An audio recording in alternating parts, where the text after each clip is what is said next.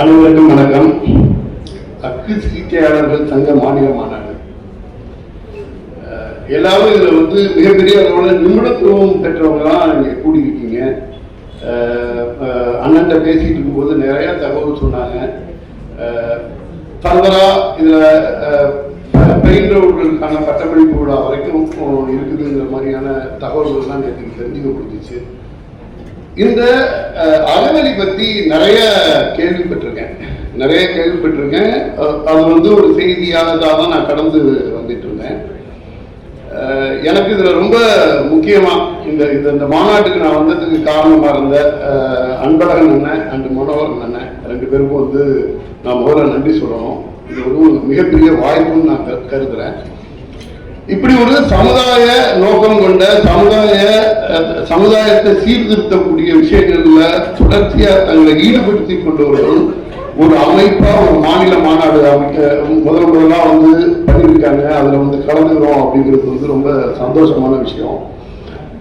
ஜெனரலா சொல்லுவாங்க, நண்பர்களாகி ரொம்ப நண்பர்களாயிட்டோம்னா உறவினர் போல ஆயிட்டோம் அப்படின்னு சொல்லுவாங்க. அன்பழகனும் சரி, மனோகரனும் சரி, உறவினர்கள்லாம் எனக்கு நண்பர்கள் ஆனாங்க அப்படின்னு நினைக்கிறேன். ஏன்னா ஒரு நண்பருக்கு புரிதல் ரொம்ப முக்கியம். உறவினர் யாரு வேணாலும் விடலாம், ஆனா நண்பரா இருக்கிறதுக்கு புரிதல் ரொம்ப முக்கியம். உறவினரா ஒருத்தர் அவர்களுடைய புரிதல் எனக்கு ஒரு நண்பர்கள் கொண்ட ஒரு நெருக்கத்தை கொடுத்துச்சு.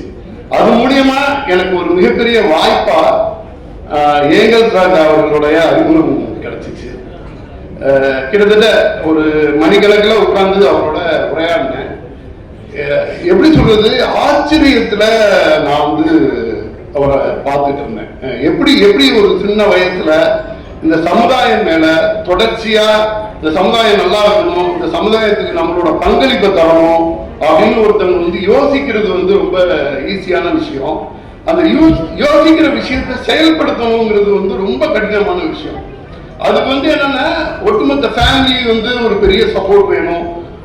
அதுக்கு கூட இருக்கிறவங்க சரியான ஆட்கள் இருக்கணும்.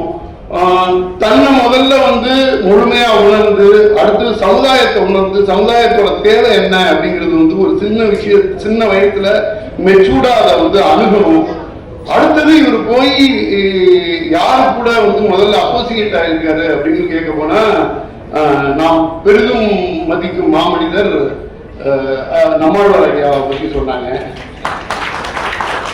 அந்த நம்மாழ்வார் ஐயாவோட இவருடைய தொடக்கம் அதை எந்த அளவுக்கு அவர் சீரிய முறையில் எடுத்துட்டு வந்தாரு.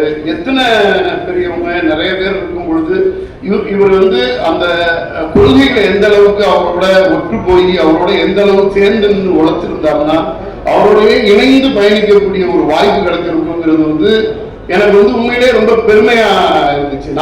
நம்ம சார்ந்த ஒரு பகுதியிலிருந்து கிட்டத்தட்ட சமகாலத்துல தான் இருந்திருப்போம். அவங்க இயற்கையையும் மண்ணையும் மக்களையும் நேசிச்சு ஒரு விஷயத்துக்குள்ள டிராவல் ஆகி இந்த லெவல்ல எடுத்துட்டு வந்திருக்காங்க. அதுக்கு பிறகு இது என்னன்னா ஒரு மருந்து இல்லாத உணவு அப்படிங்கிறதுல இருந்து தாண்டி மருந்து இல்லாத மருத்துவத்துக்குள்ளரையும் வந்திருக்காரு. இதுக்கு ஒரு விஷன் வேணும். இந்த விஷன் கூட இருக்கிறவங்க ரொம்ப ரொம்ப முக்கியம். இதுக்கு ஒரு பில்லர் மாதிரி ஒரு பெரிய குரூப் வேலை பார்த்துட்டு இருக்காங்கிறது எனக்கு அவ்வளவு சந்தோஷமான விஷயமா இருந்துச்சு. ஏன்னா இன்னைக்கு நல்ல விஷயத்த செய்யணும்னு நினைக்கிறதே கஷ்டம். அது செய்யணும்னு நினைக்கிறத செய்யறது அதை விட ரொம்ப கஷ்டமான விஷயம். இன்னைக்கு அக்கு சிகிச்சையாளர்கள் மாநாடு ஒரு தமிழ்நாடு அளவுல பண்ற அளவுக்கு ஒரு மக்கள் இயக்கமா அதை எடுத்துட்டு அடுத்த கட்டத்தை கொண்டாந்து நிப்பாட்டி இருக்காங்கிறதே ரொம்ப ஒரு ஆச்சரியமான விஷயம்.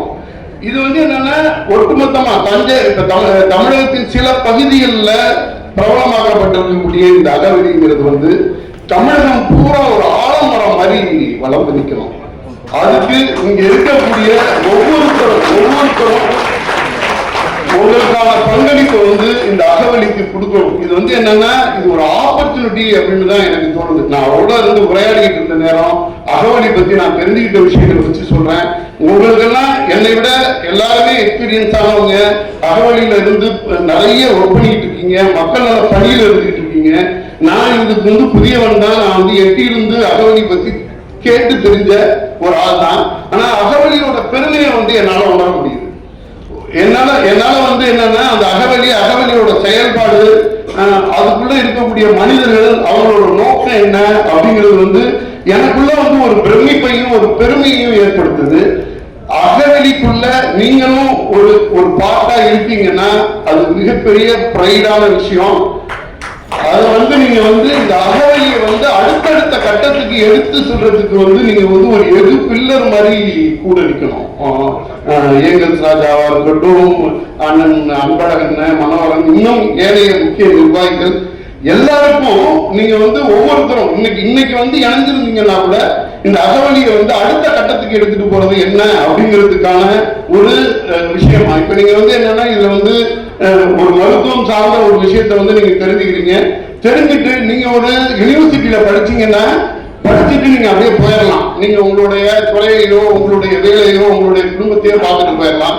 ஆனா இது மாதிரி ஒரு மக்கள் இயக்கத்தோட சேர்ந்து நீங்க டிராவல் பண்ணிருக்கும் பொழுது இந்த மக்கள் இயக்கத்துக்கு உங்களாலான எல்லா பங்களிப்பையும் மேல மேல கொடுத்துக்கிட்டே இருங்க. இது வந்து அகவலி வந்து நமக்கு கிடைச்சிருக்கிறது ஒரு மிகப்பெரிய வாய்ப்பு அப்படிங்கறத வந்து கண்டிப்பா உணர்ந்ததால மட்டும்தான் நீங்க எல்லாம் இதோட டிராவல் ஆகுங்க. இல்லைன்னா உங்களால டிராவல் ஆகவே முடியாது. இந்த காலகட்டத்துல வியாபாரத்தை முன்னிறுத்தி நடந்து கொண்டிருக்கின்ற உலகத்துல நீங்க வந்து பொதுமக்களுக்கும் நம்மளோட இயற்கைக்கும் விரோதமா இல்லாம அதற்கு ஆதரவா செயல்பட்டு எடுத்துட்டு போகணும்னு நினைக்கிறதே பெரிய விஷயம். இந்த அகவலி தமிழ்நாட்டில் உள்ள ஒவ்வொரு மாவட்டங்களிலும் தன்னுடைய கிளையை பரப்ப வேண்டும். அடுத்தது வந்து இந்திய அளவில் இப்பவே மகாராஷ்டிராவில வந்திருக்காங்க. இந்திய அளவில் வந்து ஒரு ஆலமரம் மாதிரி வளர்ந்திருக்கணும். இப்படி வளர்ச்சி வரும் பொழுது இப்ப வந்து அகவலிங்கிறது வந்து ஒரு நல்ல மனிதர்கள் ஒரு கூட்டமைப்பா இருந்து அவங்களுக்குள்ள ஒண்ணு நல்லது பண்ணிக்கிட்டு இருக்கும்போது எந்த பிரச்சனையுமே இருக்காது. இது வந்து ஒரு மாநில மாநாடாவது ஒரு வந்து தமிழ்நாடு தெரியக்கூடிய ஒரு செயல்பாட்டா ஆக போகுது அப்படிங்கிறப்ப வந்து நிறைய கேள்விகள்லாம் வரும். இங்க வந்து என்னன்னா நன்மை தீமை நல்லது கெட்டது அப்படின்னு ஒண்ணு இருக்கும். எப்பயுமே வந்து நல்லது செய்யறது வந்து ரொம்ப கஷ்டமானது. தீமை அல்லது வந்து தீயதை வந்து யாரும் கேள்வி கேட்க மாட்டாங்க. ஏன்னா இங்க வந்து பொதுவெளியில வியாபார யுகத்துல இருந்துகிட்டு இருக்க காலகட்டத்துல தீமையை நோக்கிய அட்ராக்ஷன் மக்களுக்கு நிறைய அதிகமா இருக்கும். தீமை தான் வெல்லும் அப்படின்னு சினிமாவில் வந்து பாட்டு வைப்போம்.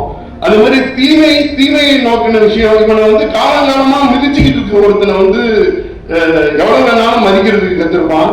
ஆனா தோல் மேல கை போட்டு அவனை மதிச்சோன்னு வச்சுங்களேன், அவன் வந்து அதை வந்து திருப்பி அந்த மரியாதையை தரணும்னு கூட சமூகம் தராது. இது வந்து என்னன்னா ஒரு இடத்துல இருந்து இந்த அகவலி வந்து பெரிய லெவல்ல வளர்ந்து வரும் பொழுது இதற்கு வந்து மாற்றுகிறது. ஏன்னா இன்னைக்கு காந்தியை வந்து யார் வேணாலும் விமர்சனம் பண்ணிட்டு பேசாம நடந்துட முடியும். ஆனா கோட்சேவை வந்து இங்க விமர்சனம் பண்ண முடியாது. காந்தியா வாழ்றதுதான் கஷ்டம். இன்னைக்கு வந்து இங்க உள்ள ஒரு ஏங்கல்ஸ் ராஜாவோ இந்த அகவலியோ மக்களை முன்னிறுத்தி இயற்கையை முன்னிறுத்தி நான் நல்லது பண்றேன் அப்படின்னு வர்றாங்க. அவங்க மேல வந்து போதுமான வெளிச்சம் படாத வரைக்கும் பாம்பா ஏதோ நல்லது பண்ணிட்டு இருக்காங்க அப்படிங்கிற லெவல்ல இருப்பாங்க. இல்ல அது மேல வந்து போதிய வெளிச்சம் வந்துருச்சு, ஒரு மிகப்பெரிய மக்கள் இயக்கமா மாறுது அப்படிங்கிறப்ப வந்து என்னன்னா அது சார்ந்த எதிர்கருத்துக்கெல்லாம் கூட வரும். அப்ப வந்து என்னன்னா நீங்க தான் அதுக்கு வந்து ஒரு மிகப்பெரிய தூண் மாதிரி நின்று பில்லர் மாதிரி நின்று இந்த இயக்கத்தை அடுத்தடுத்த கட்டத்துக்கு எடுத்துட்டு போறதுக்கான ஒரு வாய்ப்பு. இது என்னன்னா இது நிறைய விஷயங்கள்ல வந்து என்னன்னா அந்த புரிதல்கள் இருக்கும். நீங்க வந்து என்னன்னா ஒரு நமக்காக ஒரு தஞ்சை பகுதியிலேயோ இல்ல ஒரு பர்டிகுலரா ஒரு பகுதியிலேயோ இருக்கும் பொழுது இந்த இயக்கத்தோட செயல்பாடு ஒன்றா இருக்கும். இது அடுத்த கட்டத்துல தன்னோட கிளையை விரிக்கணும். ஒரு தமிழ்நாடு அளவுல அல்லது இந்திய அளவுல ஏன் ஏசியாவிலேயோ இல்ல உலக அளவுலையோ இந்த அகவலி அப்படிங்கிற ஒரு அமைப்பு வந்து இதாகும் போது நிறைய விஷயங்கள் வந்து நீங்க சப்போர்ட் பண்ண வேண்டியிருக்கும். அதாவது என்னன்னா ஒரு பருந்து பறக்கிறப்ப வந்து பக்கத்துல தவளைகள் வந்து அதோட ரெக்கைகளுக்கு வந்து கட்டுப்பட்டு கூடாது. அதை வந்து நீங்க வந்து ஷீல்டு மாதிரி இருந்து பார்த்துக்கணும். அடுத்தது இந்த அக்கு பத்தி சொல்லும் பொழுது பாத்தீங்கன்னா கிட்டத்தட்ட மருந்து இல்லாத மருத்துவங்கிறதை விட எனக்கு தெரிஞ்சதை பொறுத்த வரைக்கும் நான் என்ன சொல்றேன், நீங்க ஒரு மிகப்பெரிய ஹோப்பை கொடுக்குறீங்க இண்டஸ்ட்ரிக்கு கீழே இருந்து சொல்றோம். இப்ப நாங்க நான் வந்து ஒரு சினிமா எடுக்கும்போது ஒரு நல்ல சினிமா என்ன மாதிரி பார்ப்பேன்னா, இந்த திரைப்படம் மக்களை மகிழ்விக்கணும், மக்களை மகிழ்விச்சுட்டு அது மூலியமா இந்த படம் வெற்றி அடையணும் அப்படின்னு நினைப்போம். என் சார்ந்த துறைங்கிறதுனால சொல்றேன். ஆனா உங்களோட துறையே என்ன இருக்குன்னா, நீங்க ஒரு ஹீலரா இருக்கீங்க. கிட்டத்தட்ட ஒரு ஒரு சக மனிதனுடைய வழியை போக்குறதை விட சிறந்த விஷயம் எதுவுமே கிடையாது. அதுக்கான வாய்ப்பு உங்களுக்கு கிடைக்குது. நீங்க வந்து என்னன்னா, அக்குங்கிறது வந்து ஒரு ப்ரொஃபஷன் கிடையாது, அது ஒரு பிரிவிலேஜ். அதை வந்து நம்ம முதல்ல உள்ள எடுத்துக்கணும். சக மனிதர்களோட வழியை தொடச்சு சக மனிதரோட வாழ்வியல்ல அடுத்த கட்டத்துக்கு நகர்த்துறதுக்கான ஒரு இடத்துல நீங்க இருக்கீங்கிறது வந்து மிகப்பெரிய பாராட்டுக்குரியது. இந்த இடத்துல வந்து அந்த அக்குவை வந்து ஒரு படிப்பா முடிச்சு அதுக்கான பட்டயங்கள் வாங்குறவங்களுக்கு என்னுடைய வாழ்த்துக்களை தெரிவிச்சுக்கிறேன். எல்லோருக்கும் வணக்கம். அக்கு சிகிச்சையாளர்கள் சங்கத்தினுடைய முதல் மாநில மாநாடு. சார் சொன்னது மாதிரி ஒரு 40 நாள்ல இப்படி ஒரு மாநாடு நடந்துட முடியுமா அப்படின்னு எல்லாரும் கேட்டாங்க. ஒரு நாளை பிரிக்கும் போது ஆனா நடக்குது. இயற்கையினுடைய பேராற்றல், அதனுடைய அருளால் நாம எதை விரும்புகிறோமோ அதை நம்ம ரொம்ப வேகமா அதை நோக்கி நம்மளை கூட்டிட்டு போகுது. அறம்சார் வாழ்வே நலம் தரும் மருந்து அப்படின்னு மாநாட்டினுடைய தலையெழுத்தை முடிவு பண்ணும்போது வேற எந்த மாற்று விஷயங்களுமே மாற்று கருத்துக்களுமே இல்லாம முன்வைக்கப்பட்ட முதல் வார்த்தை, அதுவும் முதல் வசனம். ஏதோ பல வசனங்களை எடுத்து வச்சுட்டு அதுக்கப்புறமா நம்ம அதை தேர்ந்தெடுத்தோம் அப்படி இல்லை. முதல்ல முன் வச்சதே ஏதோ வச்சது எல்லாருக்கும் பொருத்தமா இருந்துச்சு. அப்படி அது மாநாட்டினுடைய தலையெழுத்தா மாறி இருக்கிறது. அறம்சார் வாழ்வே நலம் தரும் மருந்து. தோழர் மு. வீரபாண்டியன் பத்திரிகை அப்படி கொடுத்த உடனே அப்படி விரிச்சு பார்த்துட்டு ஆரம்பம்னு குறிப்பிட்டீங்களே, அங்கேயே அரசியல் வந்துருச்சு அப்படின்னாரு. இங்க பத்திரிகையை பார்த்தாலும் அப்படியே முழுக்க முழுக்க அரசியலாளர்களா பேரா இருக்குது.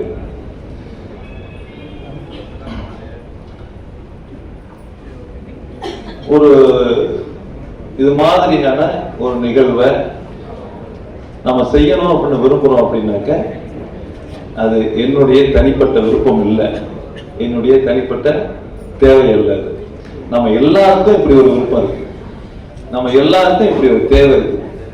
அது அப்படியே கொதிநிலை அடைஞ்சது மாதிரி அந்த நிலையை அடையும் போது நம்ம அப்படி ஒரு முடிவு எடுக்கணும். அப்ப எல்லாருமா சேர்ந்து அந்த வேலையை வேக வேகமா இங்க கூடியிருக்கிற 600 பேரும் அந்த வேலையை செஞ்சிருக்கு. இதுல செயற்குழு உறுப்பினர்கள், பொதுக்குழு உறுப்பினர்கள்னு எல்லாரும் செஞ்ச வேலையினுடைய அந்த தீவிரம், அந்த வேகம் இருக்கு இல்லையா. நான் என்ன பண்ணேன், இந்த 40 நாள் அமைதியா இருந்துட்டு இவங்கெல்லாம் வேலை செய்யறத பார்த்து ரசிச்சுக்கிட்டு இருந்தேனே தவிர நான் ஒரு வேலையுமே செய்யலை. எனக்கு ஏதாவது ஒரு வேலை கொடுங்கப்பான்னு நான் கேட்கற மாதிரி எனக்கு வேலையே வைக்கல. அவ்வளோ வேலைகளை அவ்வளோ அழகா முடிச்சுட்டாங்க. ஆனா நண்பர்கள் வெளியில இருந்து கேட்கிறாங்க, நீங்க ரொம்ப சிரமப்பட்டு ஒரு மாநாடை ஏற்பாடு பண்ணியிருக்கீங்க, உங்களுக்கு எவ்வளவுதான் சும பாவம் வேலைங்கிற. உண்மையிலே அப்படி ஒண்ணும் கிடையாது. நம்ம தோழர்கள் ரொம்ப அழகா இதை பத்தி யோசிக்கிறதுக்கு கூட அடுத்து என்ன யோசிக்கிறதுக்கு கூட வாய்ப்பளிக்காம எல்லாத்தையும் அவங்களே யோசிச்சு அவங்களே முன்னாடி செஞ்சு எல்லாத்தையும் சிறப்பா அழகா முடிச்சிட்டாங்க. எல்லாம் முடிச்சுட்டு மாநாடு தயாராயிடுச்சு. அப்போ முக்கியமானது இப்படி ஒரு மாநாடு நடக்குதுங்கிறது வெளியில தெரியணும் இல்லையா. அப்போ அண்ணன் கேட்டாங்க, சத்தியவான் அண்ணன் கேட்டிருந்தாங்க, என்ன ஏற்பாடு பண்ணிருக்கீங்க நீங்க வெளியில கொண்டு போய் சேர்க்கறதுக்கு அப்படின்னு. அப்போதான் இந்த மாநாட்டுடைய நோக்கத்தை சரியா சேர்க்க வேண்டிய இடத்துல சேர்ப்பதற்கான அந்த தொடர்புகளை கொடுத்து 10 ஆண்டு பழகின மாதிரியான ஒரு உணர்வை கொடுத்துட்டாரு. நாசர் சார் அறிமுகப்படுத்தினாரு. 10 ஆண்டுகளுக்கு நம்ம பழகிருந்தா எப்படி ஒரு நெருக்கமான ஒரு மன உணர்வு நமக்கு ஒரு இணக்கம் ஏற்பட்டிருக்குமோ அப்படி ஒரு நபரை அறிமுகப்படுத்தி அதை இன்னைக்கு இந்த உலகம் முழுசும் தெரியப்படுத்துறதுக்கான அந்த வேலைகளை நமக்கு செஞ்சு கொடுத்திருக்கிறாங்க.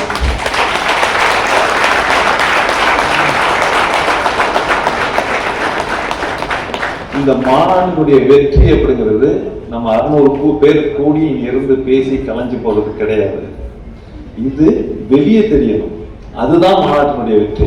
நான் மாநாடு வெற்றி அடைஞ்சிருக்குங்கிறத எப்போ உணர்ந்தேன்னா, இத்தனை ஊடக நண்பர்கள் வந்து நமக்கு ஆதரவா இந்த செய்தியை வெளியிட போறாங்க அப்படிங்கிற தெரிஞ்சு மாநாடு வெற்றி அப்படிங்கிற அந்த மனம் நிறைவு ஏற்பட்டுச்சு.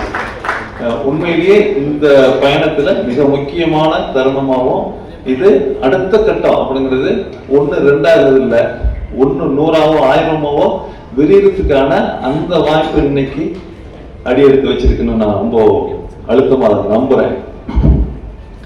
இந்த நிகழ்வுல பங்கேற்றிருக்கக்கூடிய மேடையில் வந்திருக்கக்கூடிய பெரும் மதிப்புக்குரிய அண்ணன் மனோகரன், அவர் உங்களை எல்லாருக்கும் தெரியும். கிட்டத்தட்ட 19 ஆண்டுகளுக்கு மேலா இந்திய விமானப்படையில பணியாற்றி நம்ம முன்னாள் ஜனாதிபதி அப்துல் கலாம் உட்பட பிரதமர் வாஜ்பாய் உட்பட எல்லாருக்கும் அந்த விமானத்தை தான் நீங்க இன்னைக்கு ஏறி போகணும்னு சொல்லி அந்த விமானத்தை அலாட்மெண்ட் பண்ணி கொடுத்த அந்த அதிகாரியாக இருந்து அவங்க கூட பயணிச்சிருக்கிற அந்த அனுபவத்தோடும் பக்குவத்தோடவும் நம்ம கூட இந்த வேலைகளை மிக முக்கியமான வேலைகளெல்லாம் நிறைய செஞ்சு முன்னெடுத்து வந்திருக்கிறாங்க. நம்ம அமைப்பு தொடங்கினதிலிருந்து அமைப்பை செயல்படுத்தி செயலாளராக இயங்கி வந்திருக்கிற அக்கா விஜயலட்சுமி, அமைப்பினுடைய பொருளாளராக மட்டும் இல்லாம அமைப்புக்கு வழிகாட்டி நிதானமா அமைப்பினுடைய போக்கை எடுத்துட்டு போயிட்டு இருக்கக்கூடிய அந்த அன்பழகன், என்னுடைய சகோதரர், உடன் பிறந்த சகோதரர், ரொம்ப நிதானமாகவும் நீண்ட கால பார்வையோடவும் அதுல இருக்கிற அரசியல் சட்ட நுட்பங்களையும் நுணுகி பார்க்கக்கூடிய அந்த ஒரு உடன்பிறப்பு அமைஞ்சிருக்கிற அஜய் ராஜா,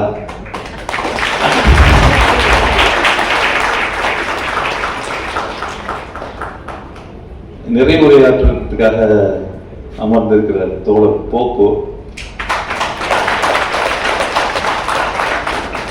எனக்கு எங்க அப்பாவுடைய வயது ஒத்தவர்கள் தோழர் அன்பழகனும் தோழர் போப்பு வந்து எங்க அப்பாவுடைய வயது ஒத்தவர்கள். எங்களுக்குள்ள எப்பவுமே இந்த வயது வித்தியாசம் தெரிஞ்சதில்லை. நான் கூட சில நேரத்தில் நினைப்பேன், இவ்வளோ வயசுல இருக்கும்போது நம்ம எப்படி அதை அணுகிறது போறதுன்னு. அப்படி அணுகணும், அந்த இடைவெளி இருக்கணுங்கிற அந்த இடைவெளி இல்லாம எனக்கு அந்த இடத்த கொடுத்துருக்குறாங்க. நீங்க எப்படினாலும் எனக்கு சக ஒரு உரிமையோட நம்ம அணுக முடியும், பேச முடியுங்கிற அந்த வாய்ப்பை வந்து நமக்கு வழங்கியிருக்கிறாங்க, நம்மளை வழி நடத்துறாங்க. நம்ம இந்த தலைமைங்கிற அந்த பொறுப்பை ஏற்றிருந்தாலும் கூட நம்மளை சரியா பக்குவமா அரவணைச்சு கூட்டிகிட்டு போறதுக்கு, வழிகாட்டி கூட்டிகிட்டு போறதுக்கு அந்த வயதில் மூத்தவர்கள் நம்ம கூட இருக்கிறாங்க, அனுபவத்தில் மூத்தவர்கள் நம்ம கூட இருக்கிறாங்க, இந்த இயக்க பணிகள்ல நிறைய அனுபவம் உள்ளவங்க நம்ம கூட இருக்கிறாங்க. அப்படிங்கிற அந்த கூடுதலான ஒரு ஆதரவு தான் நம்ம 3 ஆண்டுகளுக்குள்ளார இவ்வளவு உறுப்பினர்களும் இப்படி ஒரு மாநாடும் இப்படி ஒரு நிகழ்வு வந்து தமிழ்நாட்டில் 45 வருஷமா நடந்துகிட்டு இருக்குது. அக்குப்பஞ்சர் அப்படிங்கிறது 45 வருஷமா தமிழ்நாட்டில் போயிட்டு இருக்குது. இது வரைக்கும் இதை அரசியல் படுத்தணும் அப்படிங்கிற ஒரு நோக்கம் இங்க ஏற்படவே இல்லை. ஒரு மாநாடு கொடுக்கும்போது அவங்களா கூடி கலைஞ்சு போற ஒரு தன்மை இருந்து போச்சு. இதை வந்து இன்னைக்கு ஆட்சியில் இருக்கக்கூடிய சட்டம் ஏற்றக்கூடிய அந்த நபர்களுக்கு இதனுடைய முக்கியத்துவத்தையும் அழுத்தத்தையும் கொண்டுகிட்டு போய் சேர்த்து, அப்படியா இது உலகம் முழுசும் இப்படி போயிட்டு இருக்குது, இந்தியாவுடைய சட்டம் அப்படி இருக்குது, மற்ற மாநிலங்கள்லாம் இதில் முன்னாடியே போயிட்டு இருக்கிறாங்க, கவுன்சில் அமைச்சிருக்கிறாங்க. நம்ம மூத்த மாநிலமா இருக்கிறோம், அறிவு சார்ந்த மாநிலமா இருக்கிறோம், கல்வி அறிவு பெற்றிருக்கிற மாநிலமா இருக்கிறோம், எல்லாத்துலேயும் இந்தியாவிலேயே நாம தான் முன்னோடி மாநிலமா இருக்கோம். அப்படிங்கும்போது இந்த அக்குபஞ்சர் அப்படிங்கிற மிக உயர்ந்த எளிய மக்களுக்கும் கொண்டு போய் சேரக்கூடிய பயனடைக்கக்கூடிய ஒரு மருத்துவ முறையை நாம சீக்கிரம் முன்னெடுக்கணுங்கிற அந்த செய்தி அவங்களுக்கு கொண்டு போய் சேர்க்கணும்னு ஆசைப்படும் போது எல்லாருடைய நம்ம அமைப்புல இருக்கிற ஒவ்வொருத்தருடைய உடன்பாடும் ஆதரவோடவும் சில நபர்களை நம்ம அழைக்கணும்னு விருப்பப்பட்டோம்.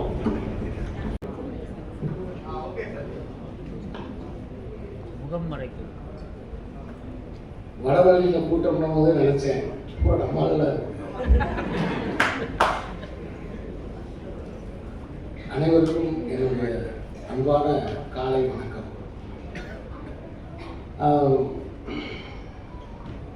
பொதுவாகவே நான் வரும்போது இங்கே பேசி இந்த மேடையில் பேசிக்கிட்டு இருந்தவர் ஒரு சில மணித்துளிகள் மட்டும்தான்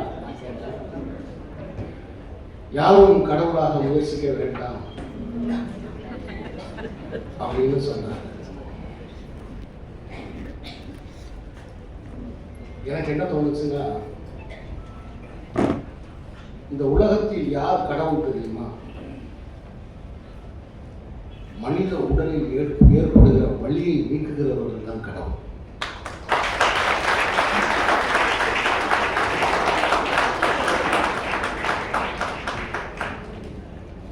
அந்த வலியை நீக்குகிறவர்கள் மருத்துவர்கள்.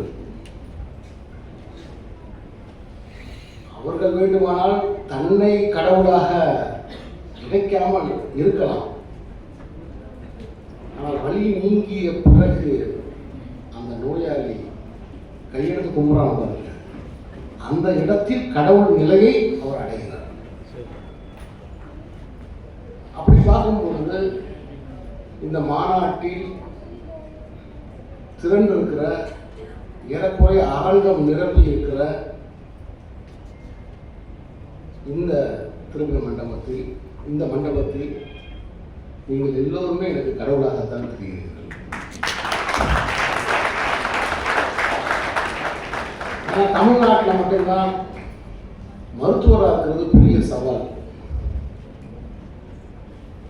மருத்துவராக, ஏன்னா வர்ற நோயாளி எல்லாருமே மருத்துவர்கள்.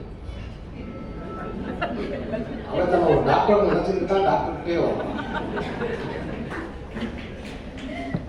ஆனா அறிஞ்சோ அறியாமலோ அவன் கடவுள்கிட்ட கூட உண்மையை சொல்றது இல்லை, டாக்டர்கிட்ட சொல்லி தான் தீர வேண்டியது.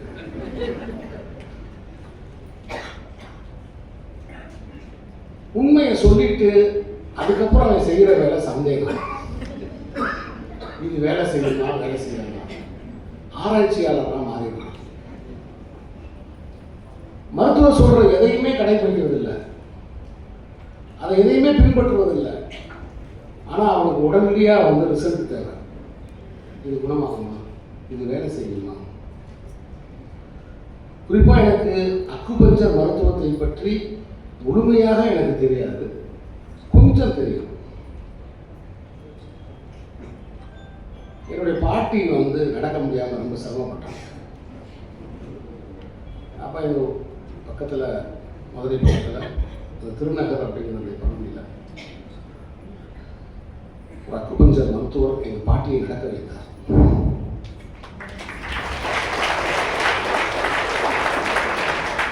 அப்போ எங்கள் பாட்டி என்கிட்ட சொல்லிச்சு, என்னம்மா உனக்கு அந்த டாக்டருக்கு இந்த டாக்டருக்கு என்ன வித்தியாசம்?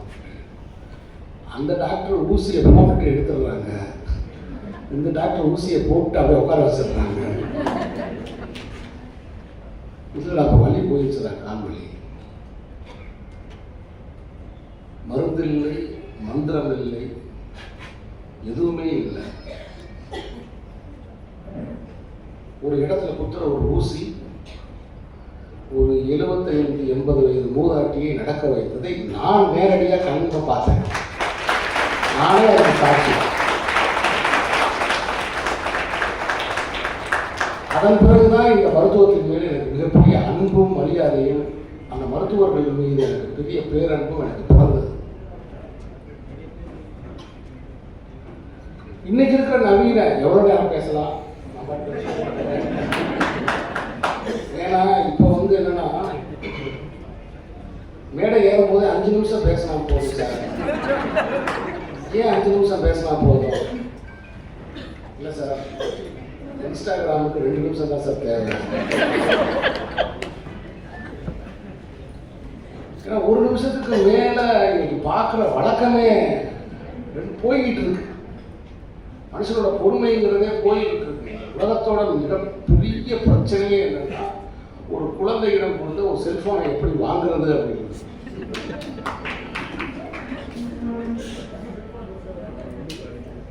படிச்சு பார்த்து தெரிஞ்சுக்கிட்டவை எல்லாத்தையுமே பார்த்து அதுக்கப்புறம் படிச்சு தெரிஞ்சுக்கிறேன். எல்லா குழந்தைகளுக்கும் ஆச்சரியம்ங்கிறது போயிடுச்சு. நான் 15வது வயசுல தான் கடலையே பார்த்தேன். அந்த கடலை பார்த்த அந்த அனுபவம் இருக்கு பாருங்க, ஒரு பேரனுபவமாக எனக்கு இருந்தது. அந்த அலை வந்து என் காலில் வந்து அப்படியே உள்ளே இழுத்துட்டு போகிற மாதிரி அந்த உணர்ச்சி இருந்துச்சு. ஆனால் இன்னைக்கு ஒரு இளைஞனுக்கு, ஒரு சிறுவனுக்கு நீங்கள் கடலை காமிச்சாலும் சரி, மலையை காமிச்சாலும் சரி, எதை காமிச்சாலும் அவனுக்கு ஆச்சரியம் வர மாட்டேங்குது, கேள்விதான் வருது. அப்படி இருக்கிற இந்த தகவல் தொழில்நுட்ப உலகத்துல வந்து அக்குபஞ்சர் மருத்துவர்கள் ஒரு போராளிகள் தான். ஏன்னா எல்லாத்துக்குமே மாத்திரைக்கு பழக்கப்படுத்தப்பட்ட ஒரு சமூகத்துல தலைவலியா போடுமா, கால் வழியா போடும், வலி தெரியக்கூடாது, நாள்பட்ட நோயா மாத்திரை போட்டு இந்த களத்துல இப்ப இந்த நேரத்துல சரியாகும். இல்லை இது தொடர்ந்து போனா இதுக்கு பக்க விளைவு இருக்கு, இது இதை விட பெரிய ஆபத்தை உண்டாகும், அதை பத்தி கவலை இல்லை, அது அப்புறம். இப்படிங்கிற என்ன போக்கு இருக்கிற இந்த சூழ்நிலையில அக்குபஞ்சர் மருத்துவர்கள் வந்து ஒரு குறிப்பிட்ட ஊசி மூலமா கூட ஒரு கவிதை கூட படிச்சேன். சூட்சமமாக அந்த தொட்டாலே அது அக்குபஞ்சர் தான். ஒரு மனிதனை ஒரு மனிதன் தொட்டாலே, இன்னைக்கு உலகத்துல யாருமே யாரையுமே நேரடியா போய் சந்திக்க விரும்புறதே கிடையாது. வேலையே ஒர்க் ஃப்ரம் ஹோம் ஆயிடுச்சு. அவன் வீட்டுக்குள்ளதான் இருக்கான், அவன் வேலை செஞ்சுக்கிட்டு இருக்கான். இதை விட பெரிய கொடுமை என்னன்னா, நான் வந்து ஒரு வீட்டில் பார்த்து நான் ரொம்ப வருத்தப்பட்டேன். ஒர்க் ஃப்ரம் ஹோம், குழந்தை பிறந்திருக்கு, 12 மணிக்கு குழந்தை வெளியில பாலுக்கு அழுகுது, தாயினால இந்த ரூம்ல இருந்து அந்த ரூமுக்கு போக முடியாது. கேட்டா work from home, work from room not home போட்டிருக்காங்க. நண்பர்களே, நான் அந்த மேடைக்கு வருவதற்கு மிக முக்கியமான காரணம் கவிஞர், எழுத்தாளர் தோழர் போப்பு அவர்கள்.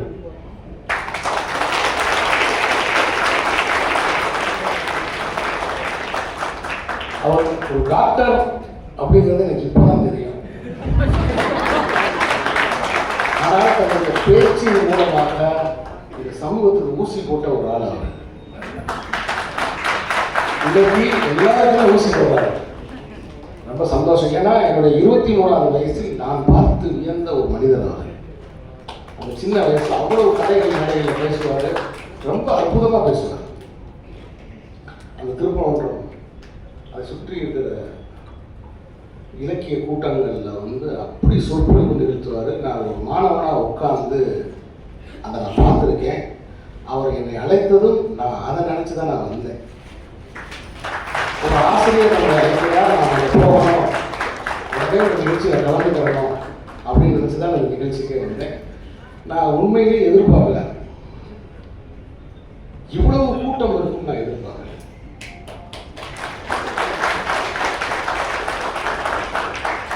இவ்வளவு அக்குபஞ்சர் மருத்துவர்கள் மிக தீவிரமாக இயங்கிக்கிட்டு இருக்கீங்க அப்படிங்கிறத இங்க பார்க்கும்போது எனக்கு ரொம்ப சந்தோஷமா இருக்கு. ஏன்னா பல மாநாடுகள்ல ஆட்கள் இல்லை,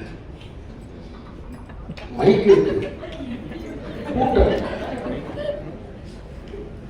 மனிதர்களே வந்து ஒன்னா கூடுறது கிடையாது, சந்திக்கிறது கிடையாது. பேசுற பேச்சாளர் ஆவேசமா பேசிக்கிட்டு இருக்காரு, 1.5 மணி நேரம் பேசுறாரு, 2 மணி நேரம் பேசுறாரு.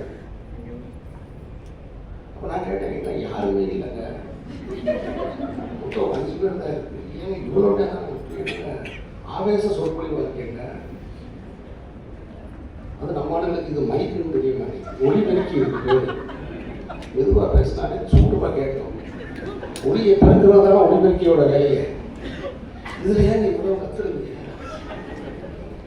அப்படின்னா, சார் உங்களுக்கு தெரியாது சார், நான் இங்கே இருக்கிறவங்களுக்காக பேசுறேன் சார். அப்புறம் எதுக்குங்க பேசிட்டு இருக்கீங்க? யூடியூபுக்காக பேசுறேன் சார். பேச்சுல 2 வகை இருக்கா? யூடியூபுக்கு ஒரு பேச்சு, யூடியூபுக்கு ஒரு பேச்சு, நேரில் உட்காந்துருக்கிறவங்களுக்கு ஒரு பேச்சா? எனக்கெல்லாம் எப்படின்னா வந்து, இப்போ நான் பேசிக்கிட்டு இருக்கும் போதே, இப்போ உதாரணத்துக்கு 2ஆம் உலக போர்ல ஸ்டாலின் தன் படைகளோட ரஷ்யாவுக்குள்ள நுழைஞ்சார் அப்படிங்கும் போது ஒரு ஆள் டக்குன்னு எழுந்திருச்சு, என்ன சொன்னீங்க நல்லா இருந்தாங்க அப்படின்னு ஏதாவது ஒரு வார்த்தை சொல்லிட்டாருன்னா என்னுடைய படை சிதறலாம். நான் அப்படியே ஸ்தாபிச்சு நின்றுவேன், பேச மாட்டேன். ஆனால் இன்னைக்கு அப்படி எல்லாருமே நான் போக்குவரத்து கூட கேட்டாங்க, ஃபோட்டோ எடுக்கும்போது கரெக்டாக வந்த போது தள்ளி வந்தேன், கேமரா பார்த்து வரீங்களே அப்படின்னாரு. சொல்லல அவர்கிட்ட, ஏன்னா இங்க இருக்கிற பசங்க ஒரு டைரக்டர் எங்க நிற்கிறதுன்னு தெரியல.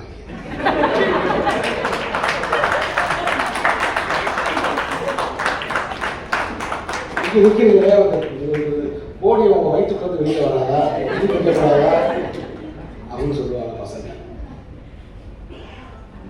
இந்த மாற்று மருத்துவம் இது ஒரு பண்பாட்டு வேலை, கலாச்சார வேலை. என்ன கலாச்சாரத்துக்கும் பண்பாட்டுக்கும் என்ன, ஒரு சீன மருத்துவம். நான் இதை பற்றி ஒரே ஒரு குறிப்பு போட்டு நான் படிச்சிருக்கேன். ஜவஹர்லால் நேரு அவர்கள் வந்து அவருக்கு சுவாசத்தில் கொஞ்சம் பிரச்சனை இருக்கிற போது அவர் சீன பயணம் மேற்கொள்ளும் பொழுது அவருக்கு இந்த சிகிச்சை அளிக்கப்பட்டு அவர் உடனே குணமாச்சு. அதனால தான் அவர் வந்து இந்தியாவுக்கு இந்த அக்குபஞ்சர் மருத்துவத்தை கொண்டு வந்தார் அப்படின்னு நான் இப்போ இல்லை 15 வருஷத்துக்கு முன்னாடி ஒரு குறிப்பு நான் படித்தேன், எனக்கு ஞாபகம். இதிலிருந்து ஒரு விஷயம், ஜவஹர்லால் நேருவாக இருக்கட்டும், அது சீன ராமசாமியாக இருக்கட்டும், நேரடியான அனுபவங்களின் மூலமாக பெறுகிற அந்த உண்மை இருக்குல்ல, அதை யாருமே மறைக்க முடியாது, அதை யாருமே மாற்ற முடியாது. மனநல மருத்துவத்துக்கு மிகவும் முக்கியத்துவத்தை அக்குபஞ்சர் மருத்துவர்கள் தருகிறார்கள் அப்படின்னு நான் பார்த்தேன். இன்றைய காலகட்டத்துக்கு அது ரொம்ப தேவையா இருக்கு. வாய்ப்பு இருந்தால் தமிழ் சினிமாவுக்கே கூட நீங்க ஊசி கொடுத்தலாம்.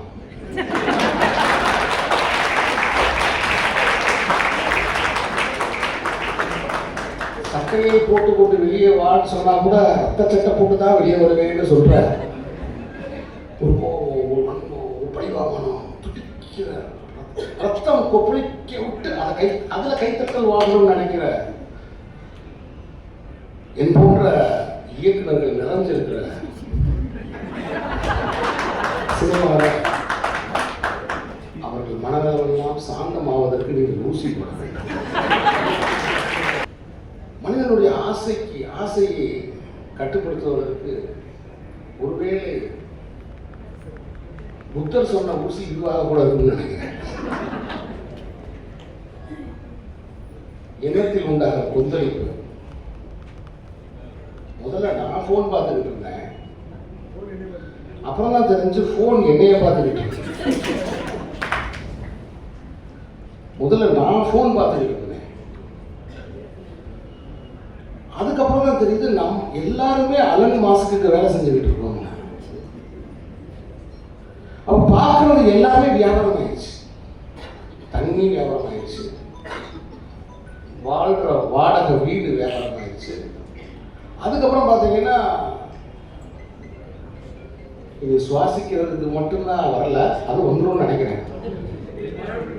உலக நாடுகள்ல வந்துருச்சுன்னு சொல்றாங்க, ஆனா பார்க்கறது வியாபாரம் ஆயிடுச்சு. அப்ப எவ்வளவுக்கு எவ்வளவு பார்க்க வைக்கணுமோ அவ்வளவுக்கு அவ்வளவு கண்டுக்கு இல்லாம தவிக்கிறாங்க. நான் ஏன் உடனே பேச வந்தேன் தெரியுமா உங்களுக்கு? நேற்று இரவு நான் படுக்கும்போது ஒரு மணி ஆயிடுச்சு. ஏசி வேற ரொம்ப நல்லா இருக்கு, நீங்க உட்கார வச்சுக்கோங்க. கண்டென்ட் கிடைக்காம பசங்க வேற தவிக்கிறாங்க. நான் தூங்கி டம்மு விழுந்துட்டேன்னு வச்சுக்கோங்க, அக்குபஞ்சர் மாநாட்டில் குப்புற விழுந்த ஏன்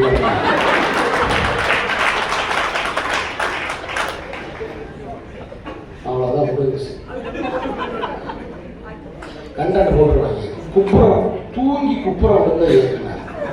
இதில் ரவுண்டு வேற பண்ணுவாங்க, முதல் நிலை, இரண்டாம் நிலை. இந்த வீடியோ வந்த பிறகு இதை ஒருத்தர் பார்த்துக்கிட்டே இருக்காங்க, ஃபர்ஸ்ட் பார்க்குறாங்க. ஒரு பெண் குயின் தனியாக போனதுக்கு உலகமே கலந்து. தமிழ்நாட்டில் ஒரு ஏதுன்னு தெரியாத பாமர ஜனங்க எவ்வளவோ ஒரு நாட்டில் கஷ்டப்படுறாங்க. நான் இந்த மேடைக்கு இந்த மாநாட்டில் நான் வந்தது உங்களை எல்லாம் பார்த்து ஒரு வணக்கம் சொல்லிவிட்டு உங்களுக்கு ஒரே ஒரு விண்ணப்பத்தை மட்டும் வைப்பது. எத்தனையோ ஏழை எளிய மக்கள் வழியோடும் துன்பங்களோடும் அதே சமயத்தில் சில மருத்துவத்தின் பின் விளைவுகளாலும் கிராமப்புறங்களில் அவசரப்படுறாங்க. நீங்கள் எல்லாம் அவர்களை போய் சேர வேண்டும். அவர்களுக்கு நீங்கள் மருத்துவம் பார்க்க. அதை பிற்பாடு கிடைக்கிறது ஒரு 4 பேர் மதையில் இருக்கிறாங்க. இன்னைக்கு அதெல்லாம் கிடையாது, எல்லாமே நம்பர் தான். அப்படி நம்பராக மாறிவிட்ட இந்த உலகத்தில் நல்ல கலாச்சாரமான படங்களை எடுத்து அதை மக்களுக்கு கொண்டு போய் சேர்க்க வேண்டும் என்ற ஒரு பணியை செஞ்சுக்கிட்டு இருக்கிற அருமை சகோதரர் சக்தி வேலை இந்த வேலையில்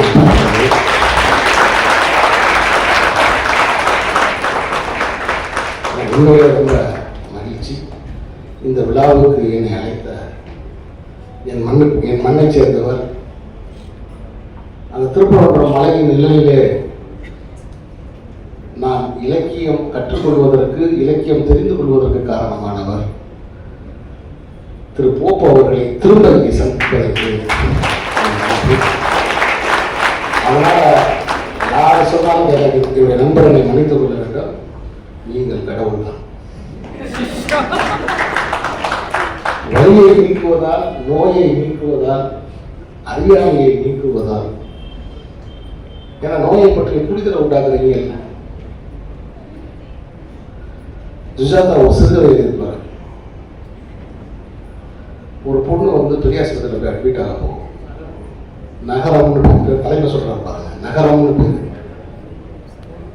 அந்த டாக்டர் உள்ள போன உடனே இங்கே போய் அட்மிட் பண்ணுங்க, அங்கே போங்க, இங்கே போங்க, இங்கே சீட்டு வாங்க, அங்கே வாங்க. இந்த அலைக்கழிப்புலேயே அவங்க அம்மா மனசை விட்டு நம்ம மாரியம்மன் கோயிலில் போய் ஒரு காப்பு கட்டணும்னா சரியாயிடும் மகளே வா அப்படின்னா அந்த பிள்ளையை கட்டிக்கிட்டு வெளியில் வந்துடும். இப்போ அந்த அட்மிஷன் போட சொன்ன டாக்டர் வேகமாக பார்ப்பாரு, அந்த பிள்ளை இருக்காது. எங்கே அந்த பிள்ளை? இன்னும் 2 நாள் தான் அந்த பிள்ளை உயிரோடு இருக்க போகுது. விட்டாங்க செத்துருவீங்க, உடனே காப்பாற்றுங்க. அப்புறம் ஒட்டுமொத்த அந்த ஆஸ்பத்திரியிலே அந்த நோயை தேடுவாங்க. இவங்க ஆட்டோ ரிக்ஷாவில் போய்கிட்டு இருப்பாங்க, சைக்கிள் ரிக்ஷாவில் போய்கிட்டு இருப்பாங்க. இப்படி ஒரு கதை நான் படிச்சிருக்கேன்.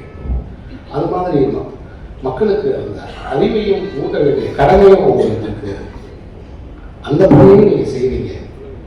அதனால் உங்களை எல்லாம் நான் வாழ்த்தி இந்த பேச்சை எப்படி தொடங்குவது என்று தவிப்போடு வந்த எனக்கு கடவுள் என்ற வார்த்தையை எடுத்துக் கொடுத்த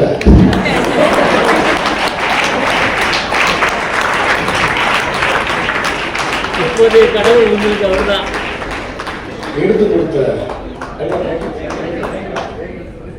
ஏங்கல்ஸ் ராஜா. தமிழர்கள் தலைமை இப்படி ஒரு பேர் வைக்கும், ஏங்கல்ஸ் ராஜா. ஏன்னா கார்ல் மார்க்ஸோட நண்பர் அவர். இப்போ எல்லாருமே ஒரு மனிதன் இறந்துட்டா அஞ்சலி செலுத்துறோம். கார்ல் மார்க்ஸ் இறந்ததுக்கு அவருடைய நண்பர் ஏங்கல்ஸ் எப்படி அஞ்சலி செலுத்தினார் தெரியுமா? மார்க்ஸ் சிந்திப்பதை நிறுத்தி கொண்டார் அப்படின்னா.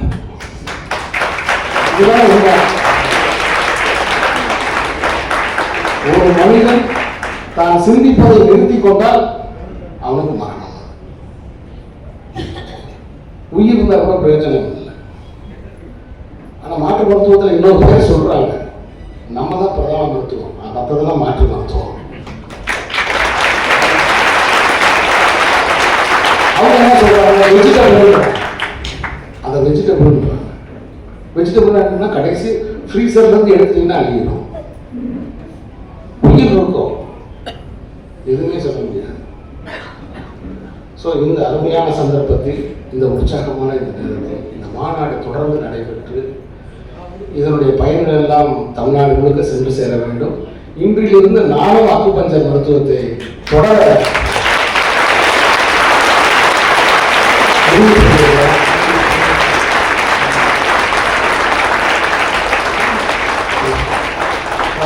கூப்பிட்டாரு, சரி போயிடுவோம் மாநாடு அக்குபஞ்சர் மாநாடு சரி அப்படி நினச்சி வந்தேன். ஆனால் நான் இங்கு வந்ததும் இந்த அரங்கை பார்த்ததும் நான் உண்மையிலே பிரமிச்சு போயிட்டேன். அவ்வளோ உற்சாகமாக, அவ்வளோ பெருந்தொழிலாக, நம்பிக்கையோடு நீங்கள் இயக்கிக் கொண்டிருக்கிறீர்கள். உங்கள் அனைவருக்கும் என்னுடைய நன்றி. எல்லோருக்கும் வணக்கம். Praise be with Almighty.